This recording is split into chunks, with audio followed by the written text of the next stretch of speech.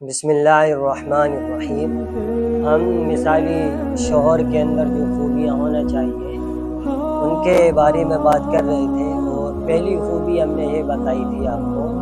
قرآن و حدیث کی روشنی میں جو ہے وہ ہے بیوی کو وقت دینا۔ دوسری خوبی ہے دل لگی کے کام کریں۔ حضرت عائشہ رضی اللہ عنہ سے مروی ہے کہ میں ایک سفر میں حضور صلی اللہ علیہ وسلم کے ساتھ تھی تو ہمارے درمیان پیدل دوڑ میں مقابلہ تو میں جیت گئی۔ حضرت عائشہ رضی اللہ عنہ کہتی ہے اس دوڑ میں میں جیت گئی اور آگے نکل گئی۔ اس کے کچھ عرصے بعد جب موٹاپے سے میرا جسم بھاری ہو گیا تو دوبارہ ہمارا دوڑ میں مقابلہ ہوا تو آپ صلی اللہ علیہ وسلم جیت گئے۔ اس وقت آپ صلی اللہ علیہ وسلم نے فرمایا یہ تمہاری اس جیت کا جواب ہو گیا۔ حضرت عائشہ رضی اللہ عنہ سے روایت ہے، وہ بیان کرتی ہیں کہ خدا کی قسم میں نے یہ منظر دیکھا ہے کہ ایک روز حبشی نابالغ لڑکے مسجد میں نیزہ بازی کا کھیل کھلا رہے تھے، یعنی کھیل چل رہا تھا وہاں۔ رسول اللہ صلی اللہ علیہ وسلم ان کا کھیل دکھانے کے لیے میرے لیے اپنی چادر کا پردہ کر کے میرے حجرے کے دروازے پر کھڑے ہو گئے جو مسجد میں کھلتا تھا۔ میں آپ صلی اللہ علیہ وسلم کے کاندھے کے درمیان سے ان کا کھیل دیکھتی رہی۔ آپ صلی اللہ علیہ وسلم میری وجہ سے بہت دیر تک کھڑے رہے، یہاں تک کہ میرا جی بھر گیا اور میں خود ہی لوٹ آئی۔ اس سے یہ پتہ چلتا ہے کہ ہمیں جو جائز کھیل ہیں وہ بیوی بچوں کو دکھا دینا چاہیے، اور ان کے ساتھ اگر ہم دیکھنے چلے جائیں تو اس میں میں یہ سمجھتا ہوں اس حدیث کے ذریعے سے کہ اس میں کوئی حرج نہیں ہے۔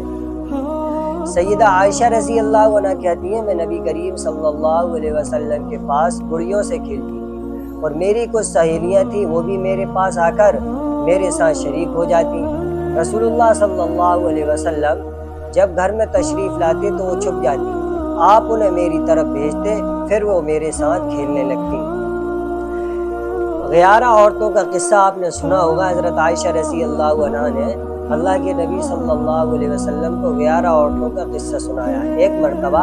حضرت عائشہ رضی اللہ عنہ نے رسول اللہ صلی اللہ علیہ وسلم کو 11 عورتوں کا قصہ سنایا۔ آپ رضی اللہ عنہ فرماتی ہیں کہ ایک مرتبہ 11 سہیلیوں نے آپس میں یہ معاہدہ اور اقرار کیا کہ وہ اپنے اپنے خاوندوں کی کوئی بات نہ چھپائیں گی اور پورا حال سچ مچ بیان کریں گی۔ ان 11 عورتوں کے نام صحیح روایات سے تو ثابت نہیں ہے، اگرچہ بعض روایات میں بعض کا نام آیا ہے، پھر ان ناموں میں اختلاف ہے اس لیے نام حذف کر دیے گئے۔ یہ عورتیں یمنی یا حجازی تھیں اور ان کے خاوند دوسری جگہوں پر اپنی اپنی ضرورت سے گئے ہوئے تھے۔ یہ خالی تھی تو دل بہلانے کے لیے بیٹھ گئیں اور باتیں شروع ہو گئیں۔ ہر ایک عورت نے اپنے اپنے شوہر کا حال بیان کر دیا۔ پہلی عورت نے کہا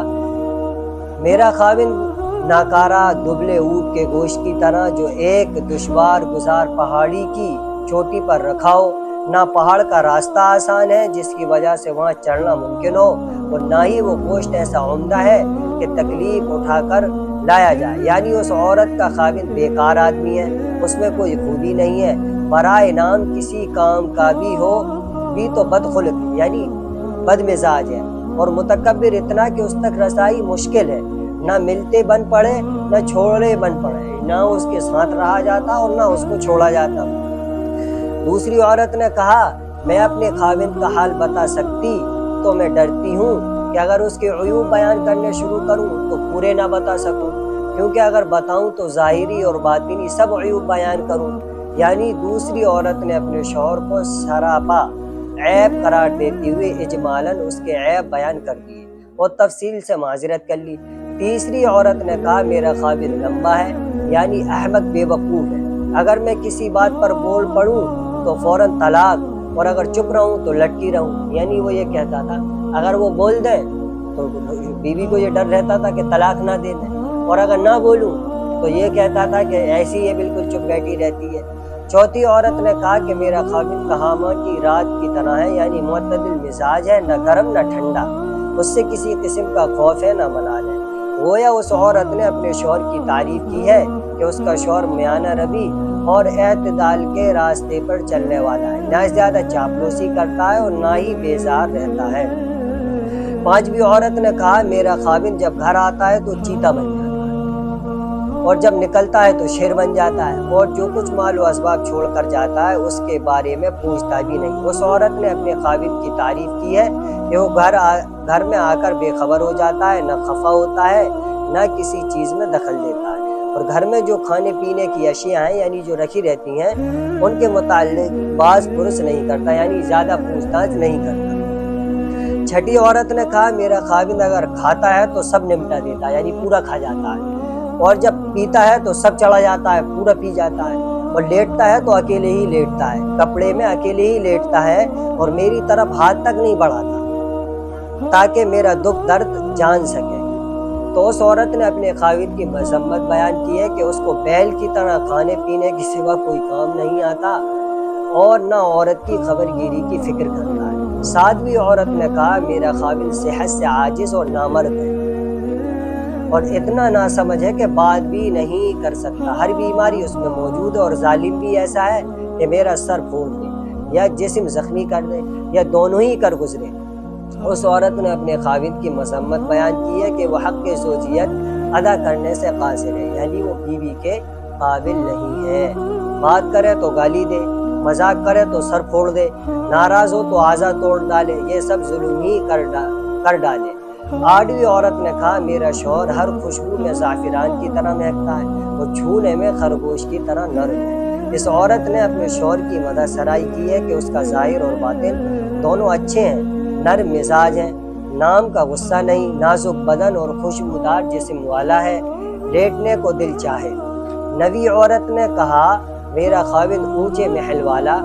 اور اونچے قد والا ہے اور بڑی راکھ والا، اور اس کا مکان دار المشورہ کے قریب ہے۔ اس عورت نے اپنے شوہر کی اچھائی بیان کی ہے کہ وہ بڑا رئیس اور سخی آدمی ہے، ہر وقت اس کا باورچی خانہ گرم رہتا ہے، اس لیے راکھ بھی بہت نکلتی ہے، معتدل قد و قامت والا سمجھدار انسان ہے، اس لیے اس سے مشورہ کرنے میں رجوع کیا جاتا ہے، گویا اس کا گھر ہی دار المشورہ بن گیا۔ 10ویں عورت نے کہا میرے خاوند کا نام مالک ہے، اور مالک کیا خوب ہے، مالک میری تمام تعریفوں سے افضل ہے، یعنی اتنی اس کے اندر تعریف ہے کہ جتنی بھی بیوی تعریف کرے اس سے زیادہ ہی ہے۔ اس کے اونٹوں کے بہت شطر خانے ہیں اور کم چراگاہیں، جب اونٹ باجے کی آواز سنتے ہیں تو اپنے ذبح ہونے کا یقین کر لیتے ہیں۔ اس عورت کا کلام کا ماحصل یہ ہے کہ اس کا خاوند نہایت سخی،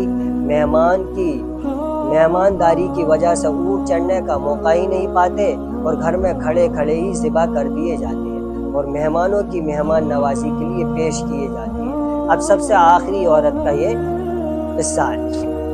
11ویں عورت نے کہا میرا خاوند کا نام ابو ذرا ہے، اور کیا خوب ابو ذرا ہے، اس نے زیورات سے میرے کان جھکا دیے اور کھلا کھلا کر چربی سے میرے بازو بھر دیے اور مجھ کو بہت خوش کیا، چنانچہ میری جان بہت مسرور اور پرمسرت ہے۔ اس نے مجھے بھیڑ بکری والوں میں پایا جو پہاڑ کے کنارے رہتے تھے اور تنگی سے گزر بسر کرتے تھے، سو اس نے مجھے گھوڑے، اونٹ، کھیت، خرمن کا مالک بنا دیا، یعنی یہ غریب خاتون تھی اور ایک امیر شخص سے ان کی شادی ہو گئی، یعنی ذلیل و محتاج تھی۔ اس نے مجھ کو باعزت اور مالدار کر دیا، اور اس پر مزید خوش خلقی یہ ہے کہ میں اس سے بات کرتی ہوں تو وہ مجھ کو برا نہیں کہتا، سوتی ہوں تو صبح کر دیتی ہوں، یعنی اتنے سوتی ہوں کہ صبح کر دیتی ہوں، اٹھاتا تک نہیں ہے وہ،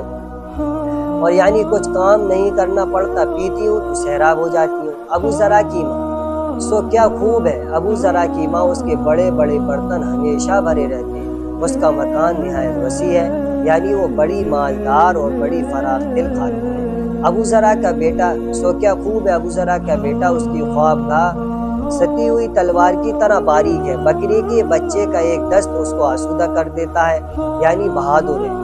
سپاہیانہ زندگی گزارتا ہے کہ ذرا سی جگہ میں تھوڑا بہت لیٹ جاتا ہے، اسی طرح کھانے میں بھی اس کی غذا مختصر اور قلیل ہے۔ ابو ذرا کی بیٹی، بھلا اس کی کیا بات ہے، وہ باپ کی تابع دار، ماں کی فرما بردار، اپنے لباس کو بھرنے والی، یعنی صحت مند اور موٹی تازی ہے، اور اپنی سوکن کی جان، یعنی اپنے خاوند کی پیاری، اس واسطے اس کی سوکن اس سے جلتی اور ٹوٹتی رہتی ہے۔ ابو ذرا کی باندی کا کیا بتاؤں، ہمارے گھر کی بات، کبھی بھی باہر جا کر یہ خوبیاں ہیں، ایسی خوبیاں ہونا چاہیے، کہتی ہیں کھانے تک کی چیز بھی بلا اجازت خرچ نہیں کرتی، اور ہمارے گھر کوڑے سے آلودہ نہیں کرتی، یعنی مکان کو صاف شفاف رکھتی ہے۔ یہ ہماری حالت تھی۔ مزے سے دن گزر رہے تھے۔ ایک روز صبح کے وقت جبکہ دودھ کے برتن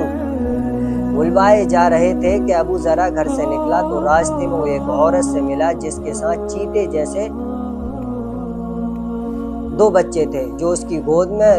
اناروں سے کھیل رہے تھے۔ بس وہ ابو ذرا کو کچھ ایسی پسند آئی کہ اس نے مجھے طلاق دی اور اس عورت سے نکاح کر لیا۔ ابو ذرا کے مجھے طلاق دینے کے بعد میں نے ایک شریف سردار مرد سے نکاح کیا جو عمدہ گھوڑے کے شہسوار، سپہ گر اور نیزہ باز ہے، اور اس نے مجھے بڑی نعمتیں اور ہر قسم کے جانور، اونٹ، گائے، بکری وغیرہ دی۔ میں بکری وغیرہ دی اور ایک ایک جوڑا مجھ کو دیا۔ یہ بھی کہا ام ذرا خود بھی کھا اور اپنے مائکے والوں کو بھی جو چاہے بھیج دے، لیکن یہ بات ہے کہ اگر میں ان ساری عطاؤں کو جمع کروں جو دوسرے خاوند نے دی ہیں تو وہ سب ابو ذرا کے چھوٹے برتن کے برابر بھی نہ ہو، یعنی دوسرے خاوند کا احسان پہلے خاوند کے احسان سے نہایت کم ہے۔ اب اس کے بعد ام المؤمنین حضرت عائشہ رضی اللہ عنہ جب رسول اللہ صلی اللہ علیہ وسلم کو 11 عورتوں کا قصہ سنا چکی تو حضور اکرم صلی اللہ علیہ وسلم نے فرمایا، میں تیرے لیے ایسا ہی ہوں جیسا ام ذرا کے لیے ابو ذرا تھا، یعنی میں ویسی ہی تیری خاطر کرتا ہوں مگر میں تجھے طلاق نہیں دوں گا۔ ایک عورت کے لیے یہ ہونا چاہیے کہ ساری چیزیں، مرد کے لیے یہ ہونا چاہیے کہ اگر سارے کام وہ عورت کی دلجوئی کے کر رہا تو اس کو طلاق کی کبھی وہ دھمکی نہ دے۔ اس پر حضرت عائشہ رضی اللہ عنہ نے عرض کیا کہ حضور میرے ماں باپ آپ پر قربان، ابو ذرا کی کیا حیثیت، آپ میرے لیے اس سے بہت بڑھ کر ہیں۔ یہ 11 عورتوں کا قصہ تھا جو حضرت عائشہ رضی اللہ عنہ نے سنایا تھا، اور اس میں سب سے اچھی عورت کا جو شوہر تھا وہ ابو ذرا نامی ایک شخص تھا، لیکن اس کے اندر یہ برائی تھی کہ اس نے اپنی بیوی کو طلاق دی تھی۔ اللہ کے نبی نے یہ فرمایا کہ میں اس سے زیادہ بہتر ہوں لیکن میں تمہیں طلاق نہیں دوں۔ اس پر حضرت عائشہ رضی اللہ عنہ نے فرمایا کہ میرے ماں باپ آپ پر قربان، ابو ذرا کی کیا حیثیت ہے، آپ میرے لیے اس سے بہت بڑھ کر ہیں۔ امید ہے کہ جو مرد میری یہ بات سن رہے ہیں وہ اپنے لیے ایسا ہی شوہر بن کر دکھائیں گے جیسے ابو ذرا تھا، لیکن جو کمی اس کے اندر تھی کہ بیوی کی طلاق دیتی تھی اور اللہ کے نبی نے فرمایا کہ میں نہیں دوں گا، تو یہ کمی کے اپنے اندر نہیں آنے دیں گے وہ، اور یہ کمی نہ آنے کے بعد وہ خوب خیال رکھیں گے۔ السلام علیکم ورحمۃ اللہ۔